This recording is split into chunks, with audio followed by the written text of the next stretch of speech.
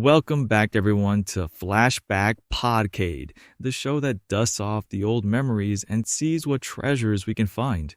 I'm your host, Kolm. And I'm Koletta. And Kolm, I have been vibrating with excitement for today's topic. I feel like a kid on Christmas morning, or more appropriately, a kid on Saturday morning. That is the perfect way to describe it, because today we are diving deep, bowl first, into the sugary, neon-colored, prize-filled universe of 1980s kids' breakfast cereal. Yes, the absolute golden age of breakfast. It was a lawless time before anyone really talked about high fructose corn syrup or artificial dyes. It was pure, joyous anarchy in a cardboard box. It really was. I think the guiding principle for cereal companies in the 80s was, how can we make this more like candy? And they succeeded on every level. Oh, completely. My parents had this one shelf rule in the pantry.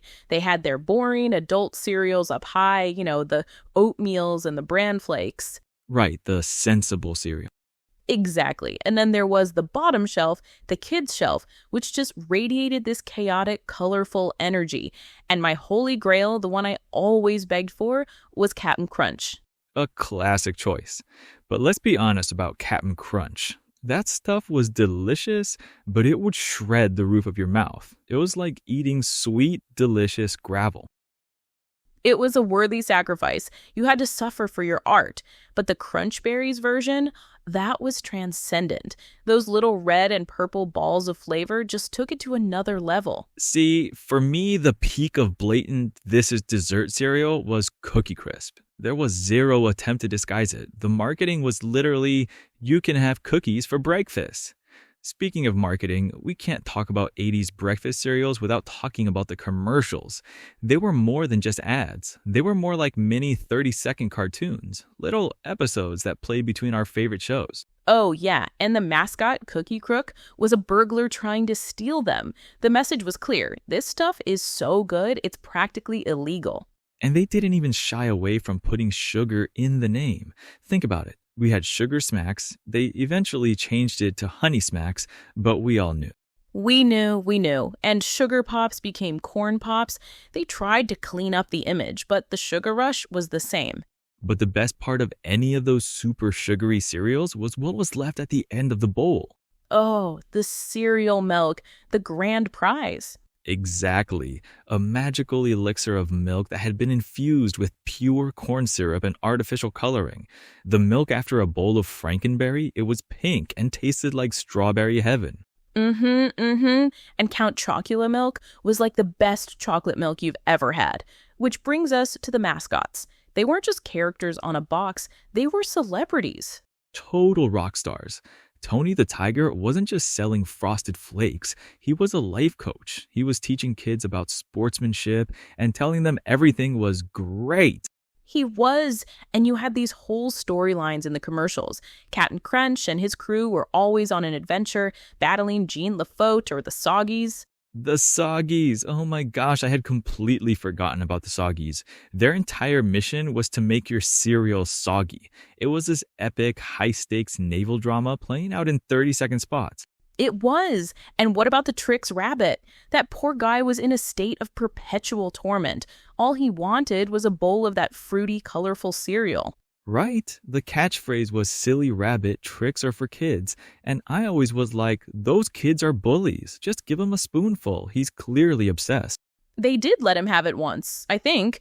There was a big vote-in campaign in the 80s, and the kids voted to let the rabbit try the cereal. It was a national event. That's amazing. But the real game changer in the 80s was the licensed pop culture tie-in cereal. That's when things went completely off the rails, in the best way possible. The tie-ins.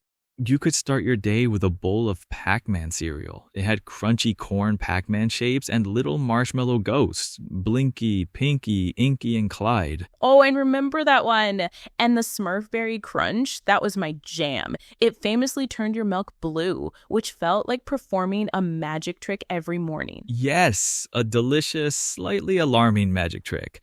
But they got so specific. There was an E.T. cereal. No way, really? What was it like? It was peanut butter and chocolate flavored, and the pieces were shaped like the letters E and T. The connection to the movie was loose, but we didn't care. It was E.T. That's hilarious. They just slapped a popular name on a box.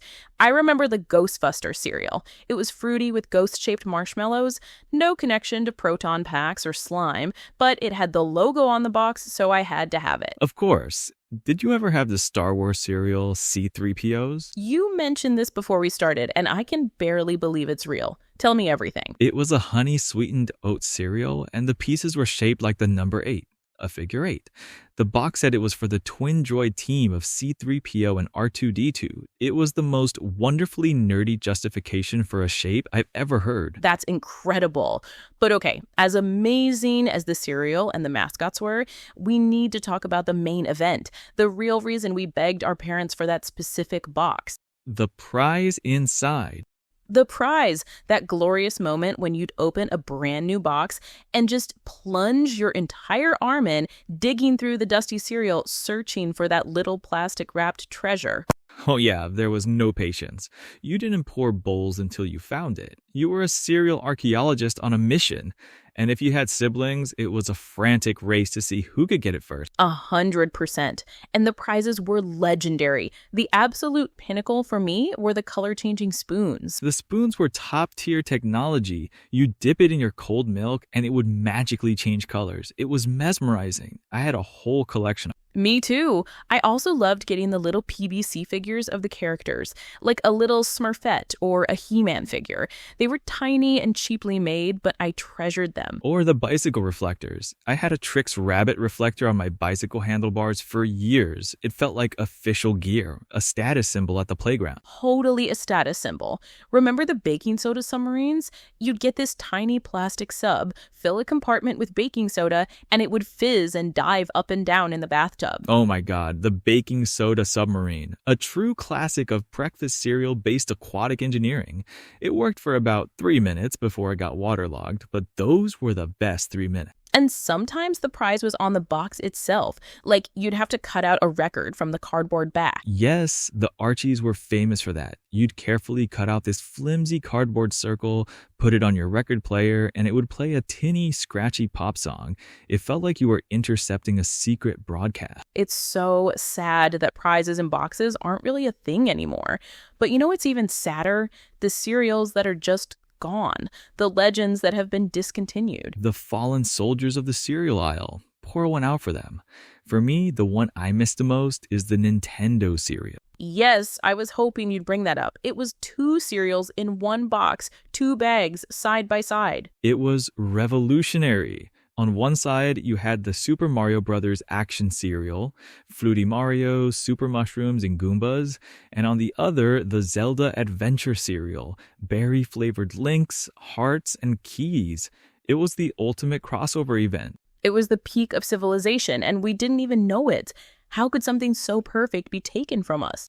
I don't know. What about Mr. T cereal? I pity the fool who don't eat my cereal. That was the actual slogan. It was a sweet corn and oat cereal, but the best part was that the pieces were shaped like the letter T.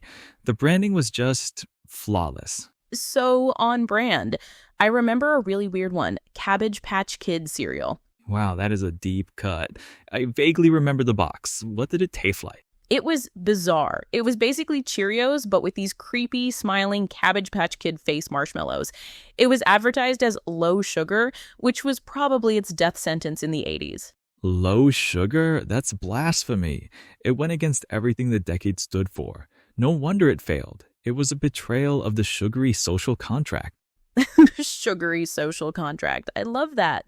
You know, when you look at the cereal aisle today, it's so different. It's all about whole grains and fiber and protein. It is, and that's probably a good thing for public health.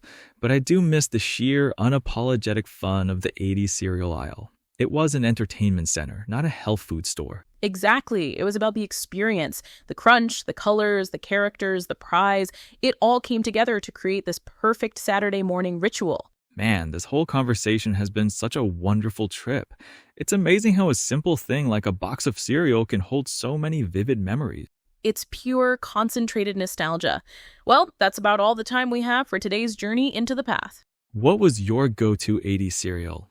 What was the best prize you ever found in the box? Discuss all your breakfast cereal memories in the comments below. Until next time, I'm Koletta. And I'm Kolm. And this has been the Flashback Podcade. Keep those memories crunchy, everyone.